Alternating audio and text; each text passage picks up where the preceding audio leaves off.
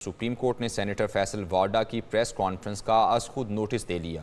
फैसल वाडा ने 2 रोज़ कबल press conference करके इस्लामाबाद हाई कोर्ट के जजेस को तनकीद का निशाना बनाया था। किसी पे इल्जाम लगाने से काम नहीं चलेगा। अब पाकिस्तान में कोई पगड़ी उछालेगा तो पगड़ी का फुटबॉल, हम उनकी पगड़ियों का फुटबॉल बनाएंगे।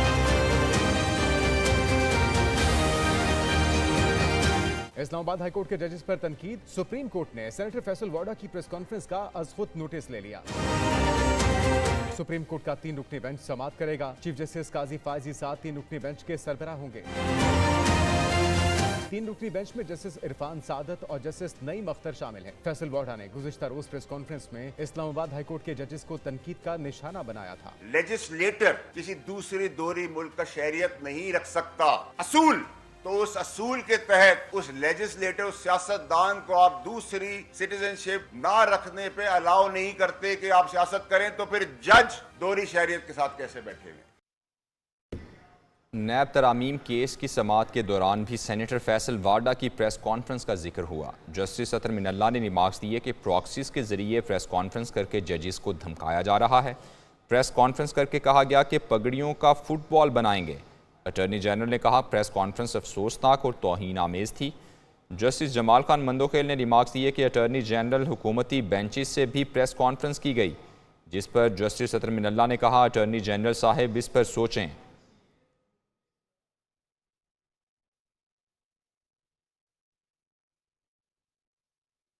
चीफ जस्टिस ने बुलाया है तो ज़रूर जाऊंगा। किसी का नाम नहीं लिया, सिर्फ सवाल करने का अपना हक इस्तेमाल किया है। सेनेटर फैसल वाडा अपने बयान की वजाहतें देने लगे। एक न्यूज़ के प्रोग्राम ब्रेकिंग बैरियर्स विद मालिक में कहा अपनी बात पर कायम हूँ, मेरी पगड़ी उछालेंगे तो मैं भी उनकी पगड़ी उछालूंगा। जो मैंने बातें की है वो मैं उनको बताऊंगा और शायद मजीद और बातें ही बता दूं। मेरे लिए तो अच्छा है कि मुझे एक ईमानदार चीफ जस्टिस साहब का मौका लग रहा है। मैं तो पहले से कह रहा था मुझे बुला लें, तो मुझे तो इसमें कोई हैरानगी नहीं है कि अगर उन्होंने मुझे बुलाया है तो मैं एक्चुअली। अतर मिनल्ला साहब समझते हैं कि आपने कंटेम्प्ट किया है। अटॉर्नी जनरल समझते हैं उन्होंने एग्री किया उनसे। इतनी लाइटली ले रहे हैं आप? देखिए अटॉर्नी जनरल मेरे वालिद तो है नहीं, ना मेरे लिए उनकी कोई रेलेवेंस है, ठीक है, नंबर 1। नंबर 2 ये कि अतर मिनल्ला साहब समझते क्या हैं, कंटेम्प्ट है नहीं है, ये उनकी सवाबदीद है, उनकी सोच है। इसी तरीके से अगर मैंने कहा मेरी पगड़िया को उछालेगा तो मैं उसकी पगड़ियों को फुटबॉल बना दूंगा। तो मैंने इसमें भी गलत बात थी कि क्या जजों ने हजरात ने कोई पगड़ी उछाली है, मेरा सवाल है। और उन्होंने नहीं उछाली तो मैंने किसी जज का नाम लेकर नहीं कहा कि आपने ये किया तो मैं ये करूंगा। मैंने इन जनरल कहा है और मैं इन जनरल अभी भी अपनी जगह पे खड़ा हूं कि अगर आप मेरी पगड़ी उछालेंगे, दैट कैन बी एनीवन, तो मैं फुटबॉल बनाऊंगा उस पगड़ी का। मैं उस पर गलत क्या कह रहा हूं? इस्लामाबाद हाई कोर्ट के रजिस्ट्रार ऑफिस ने सेनेटर फैसल वाडा के ख़त का जवाब दे दिया। जस्टिस अतर मिनल्ला और जस्टिस बाबर सत्तार के दरमियान गुफ्तगू का रिकॉर्ड देने से इनकार कर दिया। ख़त में कहा गया है कि जज भर्ती होते वक्त चीफ जस्टिस और उम्मीदवार के दरमियान गुफ्तगू का रिकॉर्ड या मिनट्स नहीं लिखे जाते।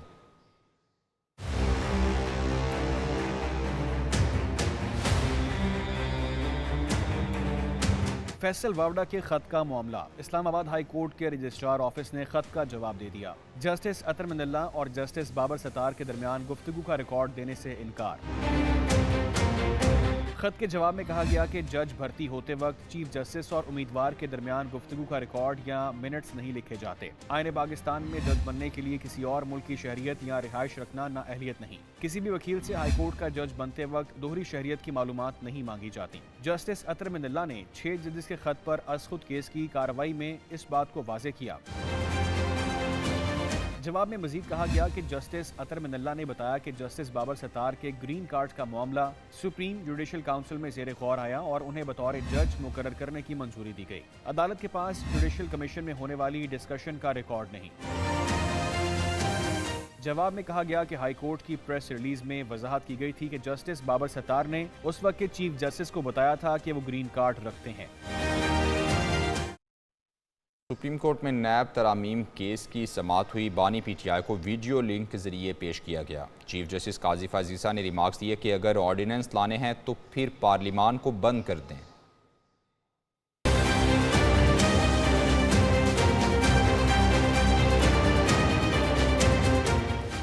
सुप्रीम कोर्ट में नैब तरमीम केस की समाअत चीफ जस्टिस पाकिस्तान की सरबराही में 5 रुकनी बेंच ने समाअत की। बानी पीटीआई को अडयाला जेल से बजरिया वीडियो लिंक सुप्रीम कोर्ट में पेश किया गया। दौरान समाअत चीफ जस्टिस ने वफाकी हुकूमत के वकील मखदूम अली खान को हिदायत की कि आप ऊंची आवाज में दलाइल दें ताकि वीडियो लिंक पर मौजूद बानी पीटीआई भी सुन सकें। सुप्रीम कोर्ट ने इस्लामाबाद हाई कोर्ट से नैब तरमीम के खिलाफ केस का मुकम्मल रिकॉर्ड तलब कर लिया।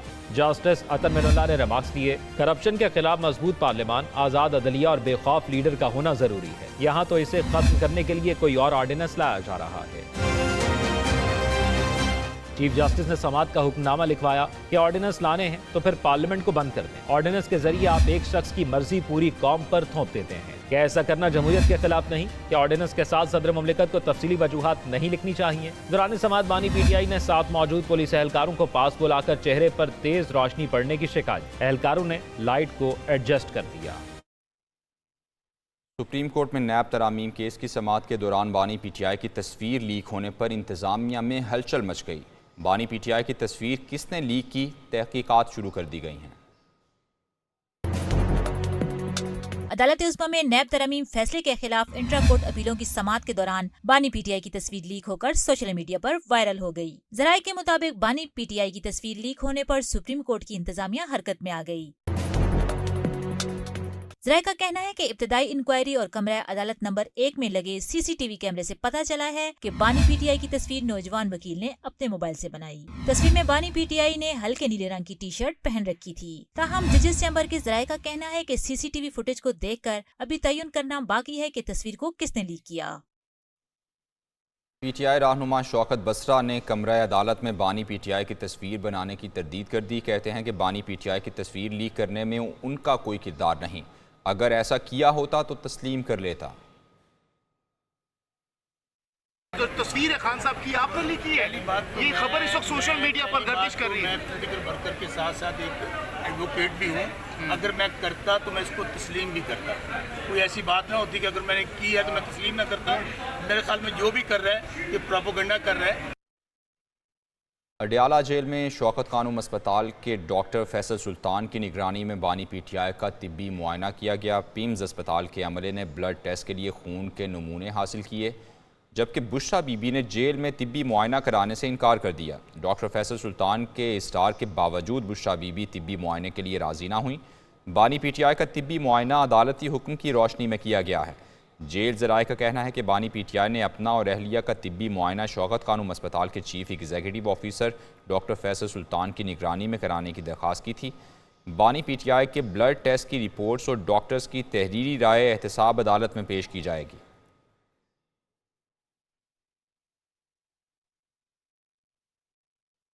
तहरीक इंसाफ के तर्जुमान रऊफ़ हसन ने पीटीआई के साबिक रहनुमाओं फवाद चौधरी और इमरान इस्माइल को सियासी जनाजे करार दे दिया। वो एक न्यूज़ के प्रोग्राम एक पाकिस्तान में गुफ्तगू कर रहे थे। यानी फिलहाल किसी को कोई माफ़ी नहीं है, किसी की कोई माजरत कबूल नहीं है जब तक खान साहब बाहर नहीं आते, इंक्लूडिंग फवाद चौधरी, इमरान इस्माइल। ये सब लोग जिन्होंने मुश्किल वक्त में पार्टी की पीठ में छुरा घोंपा था, ये अपने सियासी जनाजे जो हैं वो उठा के पाकिस्तान तहरीक इंसाफ के दर के ऊपर रख के भीख मांग रहे हैं कि हमें पार्टी में वापस कबूल कर लिया जाए। कौमी असम्बली में 2 अरकान के दरमियान सख्त जुमलों का तबादला हुआ। तारिक बशीर चीमा ने जरताज गुल से मुआफ़ी मांग ली। स्पीकर कौमी असम्बली ने दोनों अरकान पार्लियामेंट के माबैन सुलह करवाई। सुन्नी इत्तेहाद काउंसिल की जरताज गुल ने तारिक बशीर चीमा की मुआफ़ी कबूल कर ली। अभी उन्होंने बात शुरू नहीं की। आपके अंदर बाहर के अकायद को जानता हूं, मैंने बयान करने शुरू किए, आपसे बर्दाश्त नहीं होने। इतना जानता हूं कि इनकी सोच हो। आप कंटिन्यू करें तो आपको फायदा होगा, आपका टाइम बढ़ेगा, आप रिप्लाई ना करें। कौमी असम्बली इजलास के दौरान जरताज गुल और तारिक बशीर चीमा में लड़ाई के बाद सुलह। स्पीकर कौमी असम्बली सरदार अयाज सादिक ने दोनों के दरमियान मामला खत्म कराया। बिस्मिल्लाहिर्रहमानिर्रहीम। Order in the house, order in the house. नहीं, ये तरीका नहीं है कि आप इस तरह करें। सबने जो मेरे लिए फैसला किया कि अगर वो आपके पास अब चल के आ ही गए हैं तो आपको इस बात पे लेट गो करना चाहिए। मैंने इस बात पे लेट गो कर लिया क्योंकि अपॉलॉजी के टाइम पे यही बनता है कि मैं उनको माफ़ कर दूँ। कौमी असम्बली के इजलास में तारिक बशीर चीमा की तकरीर के दौरान जरताज गुल बहावलपुर का जिक्र करती रहीं। वो तारिक बशीर चीमा को बहावलपुर यूनिवर्सिटी तस्वीर स्कैंडल का हवाला देती रहीं। प्लीज आप इस तरह डिस्टर्ब करेंगे, मैं उनको टाइम देती रहूंगी। आप अगर डिस्टर्ब करेंगे मैं उन्हें टाइम देती रहूंगी। आप क्रॉस टॉक ना करें, सीनियर पार्लियामेंटेरियन है। तकरीर के बाद तारिक बशीर चीमा ने जरताज गुल की नशिस्त पर जाकर उन्हें मुबैना तौर पर कुछ नाजेबा अल्फाज कहे, जिसके बाद सुन्नी इत्तेहाद काउंसिल के अरकान गुस्से में आकर तारिक बशीर चीमा की तरफ लपके। ताहम तारिक बशीर चीमा को आगा रफीउल्लाह ऐवान से बाहर ले गए। जरताज गुल को नाजेबा अल्फाज कहने पर सुन्नी इत्तेहाद काउंसिल के अरकान ने हंगामा आराई की और एहतजाज किया। बयान करने शुरू किए, आपसे बर्दाश्त नहीं होने, इसलिए आप बेहतर है आप खामोशी से सुने। आप बेहतर है आप खामोशी से सुने। मैं तो चेयर से बात करें और आप प्लीज बैठे बैठे नहीं बोले। मैं तो पहले ही बस करें। बादशाह सुन्नी इत्तेहाद अरकान ने स्पीकर से मुलाकात की और तारिक बशीर चीमा की रुकनियत मुअत्तली का मुतालबा किया। ताहम स्पीकर कौमी असम्बली ने फरीकैन में सुलह करा दी।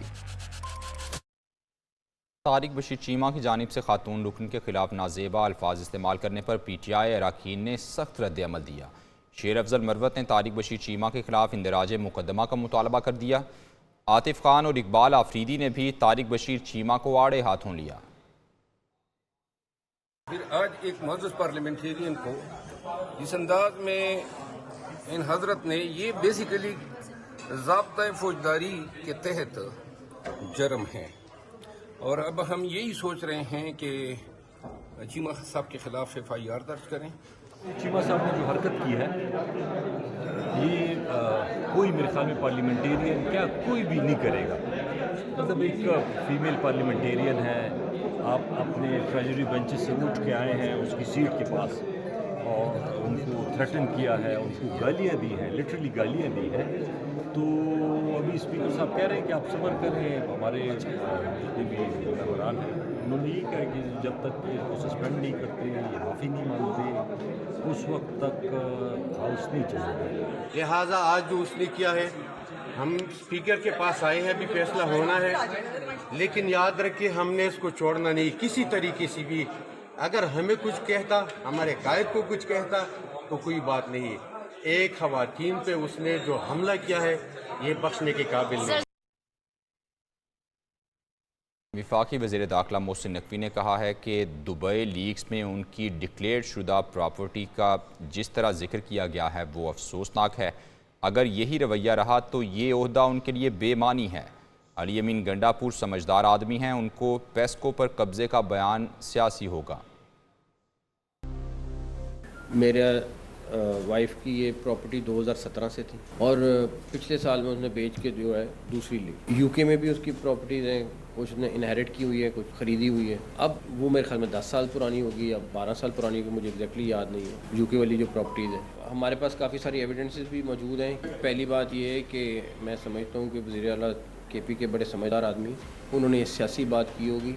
मेरा नहीं ख्याल कोई भी पाकिस्तानी या कोई भी अक्लमंद आदमी ये सोचेगा कि किसी भी गवर्नमेंट बिल्डिंग पे इस तरह कब्जा करना है। अगर कोई इस तरह की चीज़ सोचेगा फिर उसको उसी तरह हैंडल किया जाएगा। क्या दोहरी शहरियत रखने वाला जज हो सकता है? रहनुमा MKM मुस्तफ़ा कमाल ने सवाल उठा दिया।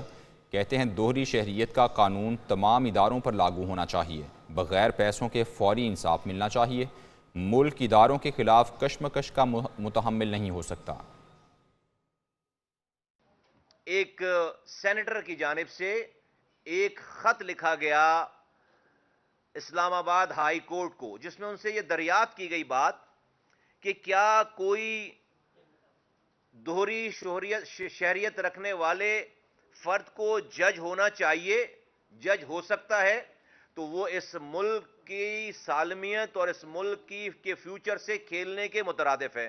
एक गरीब आदमी, एक मिडिल क्लास आदमी सोच नहीं सकता कि वो पैसे खर्च किए बगैर इंसाफ ले सके इस मुल्क में।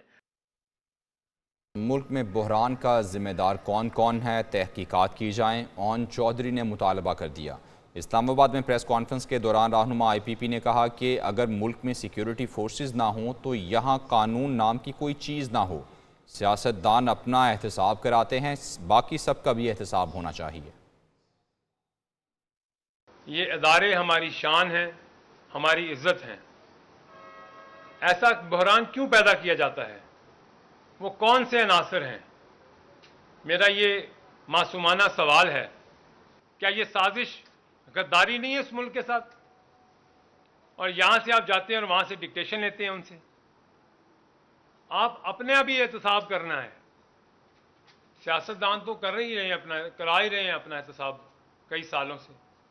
तो इस मुल्क में अदल की ज़रूरत है, इंसाफ की ज़रूरत है। और जिस दिन इस मुल्क में इंसाफ और अदल कायम होगा, इस मुल्क में तरक्की भी आएगी और इस मुल्क में ज़वाल भी कभी नहीं आएगा। अगर ये लॉ एंड सिक्योरिटी और ये फोर्सेस ना हो हमारे मुल्क में, तो इस मुल्क में कानून नाम की कोई चीज़ ना रहे। वज़ीर आला बलूचिस्तान सरफराज बुगटी की ज़ेर सदारत यूथ पॉलिसी से मुताल्लिक़ इजलास हुआ। महकमा उमूर नौजवानान की जानिब से शुरका को ब्रीफिंग दी गई। बलूचिस्तान में यूथ फैसिलिटेशन सेंटर्स फ़ाल करने का फ़ैसला किया गया। वज़ीर आला सरफराज बुगटी ने कहा, नौजवानों की दुरुस्त समत में रहनुमाई ज़रूरी है। बलूचिस्तान यूथ पॉलिसी नौजवानों की ज़रूरियात के मुताबिक तश्कील दी जाए। इजलास में रुकने कौमी असम्बली नवाबज़दा मीर जमाल खान रईसानी भी शरीक हुए। उन्होंने कहा कि नौजवानों की नाराज़ी और तहफ़्फ़ुज़ात को दूर करके उनकी तवानाई को सूबे की तरक्की के लिए बुरूए कार लाएंगे। करप्शन के खात्मे के बगैर नौजवानों को मनाना नामुमकिन है। वज़ीर आज़म शहबाज शरीफ की सदारत में मुस्लिम लीग नून के अरकान कौमी असम्बली का इजलास हुआ। मौजूदा मुल्की सियासी सूरत हाल पर मुशावरत हुई। हुकूमती मुआशी पॉलिसीज़ और बैरूनी सरमायाकारी पर एतमाद में लिया। वज़ीर आज़म शहबाज शरीफ ने कहा कि बैरूनी सरमायाकारी के फ़रोग़ और सिफारती महाज पर कामयाबियों का सहरा पूरी हुकूमती टीम को जाता है। पूरी कोशिश कर रहे हैं कि आवाम को ज़्यादा से ज़्यादा रिलीफ पहुँचाएँ। अरकान कौमी असम्बली ने मुआशी इस्तेहकाम के लिए इक़दामात और सिफारती महाज पर कामयाबियों पर वज़ीर आज़म को खिराज तहसीन पेश किया। का भी दौरा हुकाम की जानिब से ब्रीफिंग दी गई। खिताब में कहा कि मनसूबे पर $5 अरब लग चुके हैं। पिछले सालों में LNG के 4 मनसूबे लगे। सस्ती बिजली के फ़रोग़ के लिए भी इक़दामात कर रहे हैं। एक मनसूबा जिसके ऊपर $5 अरब खर्च हो जाएं। मैंने अभी जो गॉर्जस ने जो बनाया है वो प्रोजेक्ट मैंने ख़ुद देखा है। दुनिया में और भी इस तरह के प्रोजेक्ट्स लगे हैं। ये भी चैलेंजिंग जगह है, कोई शक नहीं। लेकिन जिस तरह के चैलेंजेस होते हैं उस तरह की एक्सपर्टीज़ दुनिया में आज अवेलेबल है। किस चीज़ की कमी है? इसलिए मेरी ये गुजारिश है कि इसके लिए अब देर ना करें। जैन साहब, ये रिपोर्ट जो है इसी महीने में आ जानी चाहिए। ये इस गरीब कौम का एक ऐसा ख़तीर रकम है कि जिसकी एक एक पाई का हिसाब जवाब मुझे देना और हम सबको देना है। वज़ीर आज़म शहबाज शरीफ ने कहा है कि हॉकी टीम ने अजलान शाह हॉकी टूर्नामेंट में शानदार परफॉर्मेंस दिखाई। पूरी कौम गवाही दे रही है कि ये टीम हारी नहीं जीती है। हार जीत खेल का हिस्सा है। करीब से खिताब करते हुए वज़ीर आज़म शहबाज शरीफ ने कहा कि पाकिस्तान का नाम हॉकी के मैदान में आपने बुलंद किया। आज मैं मेहमान खुसूसी नहीं, हॉकी टीम के लोग हैं। हमारे नौजवानों ने जो कामयाबी के झंडे गाड़े हैं उस पर मैं सबको मुबारकबाद पेश करता हूँ। पूरी कौम इस बात की गवाही दे रही है कि आप हारे नहीं, आप जीते हैं। अल्हम्दुलिल्लाह हार जीत होती रहती है, लेकिन जिस तरीके से आपने मुकाबला किया है वो आपकी हार नहीं बल्कि आने वाले वक्तों में जीत की नबी। पाकिस्तान के अवाम आपकी कारकर्दगी देखकर तो सलाहुद्दीन को याद करेंगे और दूसरे मायनाज खिलाड़ी पाकिस्तान के हीरोज शाहबाज, उसमें अख्तर रसूल को भी शामिल कर लें। उनको वो हमारे अजीम खिलाड़ी, अजीम हीरोज जिन्होंने पाकिस्तान का झंडा पूरी दुनिया में बुलंद किया। वज़ीर आज़म का कहना था कि सबको मुबारकबाद देता हूं, हम कोई कसर नहीं छोड़ेंगे हॉकी के लिए। मेरा पिछले 16 माह में सबसे बड़ा चैलेंज पाकिस्तान को डिफॉल्ट से बचाना था, वो हमने कर दिखाया। वज़ीर आला पंजाब मरियम नवाज़ ने फूलनगर में अस्पताल की इफ्तिताही तकरीब में आवाम को जल्द तब्दीली और तरक्की का यकीन दिलाया। उन्होंने कहा कि हुकूमत की मुद्दत पूरी हुई तो तरक्की को कोई नहीं रोक सकता। वज़ीर आला पंजाब मरियम नवाज ने फूलनगर में अस्पताल का इफ्तिताह कर दिया। इफ्तिताही तकरीब से खिताब करते हुए बोली कि मुस्लिम लीग नून अगर 5 साल पूरे कर गई तो तब्दीली और तरक्की का सफर नजर आएगा। मजीद कहा कि नवाज शरीफ की हुकूमत शहबाज शरीफ कायद मुस्लिम लीग नून नवाज शरीफ के सिपाही हैं। वज़ीर आला ने बताया कि पंजाब में इस वक्त 300 रूरल हेल्थ सेंटर्स फाल हैं। उन्होंने मजीद कहा कि वज़ारत आला संभाले अभी 2 माह हुए हैं। इतनी देर में तो लोग बस वादे करते हैं, लेकिन हमने 2 माह में नया अस्पताल कायम कर दिया। 2 महीने में तो लोग अभी वादे कर रहे होते हैं कि हम ये कर देंगे, हम वो कर देंगे। तो फूलनगर वालों गवाह रहना कि 2 महीने के अंदर अंदर अल्लाह के फजल से मरियम नवाज ने आपका नया अस्पताल खड़ा कर दिया। क्लिनिक्स ऑन व्हील्स प्रोजेक्ट की तारीफ करते हुए मरियम नवाज का कहना था कि इस मंसूबे से अब तक 30,000 लोगों का इलाज हो चुका है। गरीबों की तालीम और सेहत की सहूलियात का इआदा करते हुए उन्होंने कहा कि आइंदा 5 साल में पंजाब का कोई ऐसा अस्पताल नहीं होगा जहाँ मुफ्त इलाज की सहूलत न हो। सिंध के सीनियर वजीर शर्जील इनाम मेमन कहते हैं कि बानी PTI ने लोगों को गलत चीज़ें सिखाई हैं क्योंकि वो छोटी सोच वाला इंसान है। उन्होंने इंतशार, नफरत और झूठे प्रोपेगेंडे की सियासत सिखाई है। मजीद बोले, गवर्नर खैबर पख्तूनख्वा से अनेक्सी वापस लेना छोटी सोच वाले कर सकते हैं। बानी PTI एक छोटी सोच का एक छोटा शख्स है जिसने सिर्फ और सिर्फ लोगों को गलत चीज़ें सिखाई हैं। उसने हमेशा अवाम को, पाकिस्तानी कौम को इंतशार की बातें सिखाई हैं, इंतशार की सियासत सिखाई है, लड़ाई झगड़े की सियासत सिखाई है।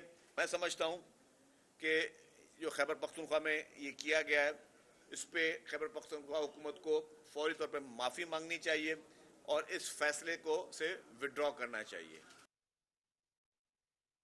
सदर मुमलिकत आसिफ जरदारी से गवर्नर खैबर पख्तूनख्वा फैसल करीम कुंडी की इस्लामाबाद में मुलाकात हुई। सदर मुमलिकत ने गवर्नर खैबर पख्तूनख्वा का ओहदा संभालने पर फैसल करीम कुंडी को मुबारकबाद दी। फैसल करीम कुंडी ने गवर्नर के ओहदे के लिए एतमाद पर आसिफ जरदारी का शुक्रिया अदा किया।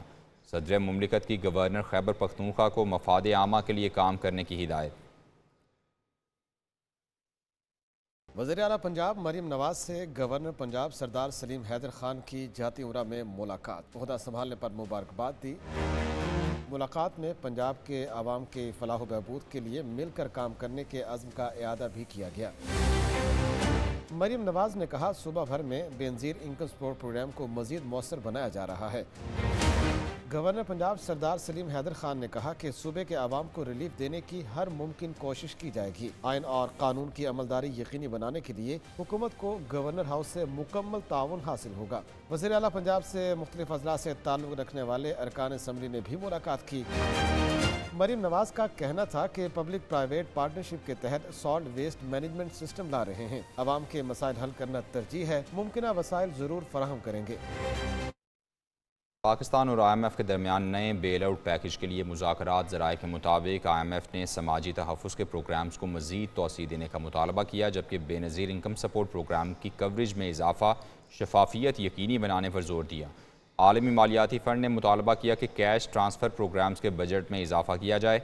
हुकाम ने ब्रीफिंग दी कि इस साल BISP पर 472 अरब रुपये खर्च किए जाएंगे। हुकूमत ने यकीन दहानी करवाई कि सूबों को भी समाजी तहफ़्फ़ुज़ का बोझ उठाने के लिए कायल किया जाएगा। मुस्तहकीन को बिजली टैरिफ पर कैश ट्रांसफ़र प्रोग्राम के ज़रिए तहफ़्फ़ुज़ देने का प्लान बना लिया गया।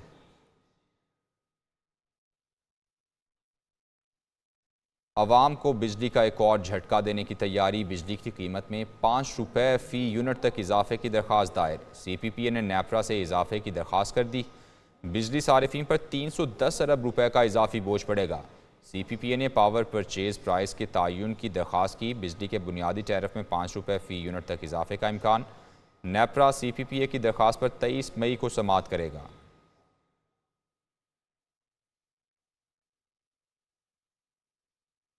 बरतानिया मईशत की अबतर सूरत हाल। गुज़श्ता 22 माह से मुलाजमतों की मार्केट ज़वाल पजीर।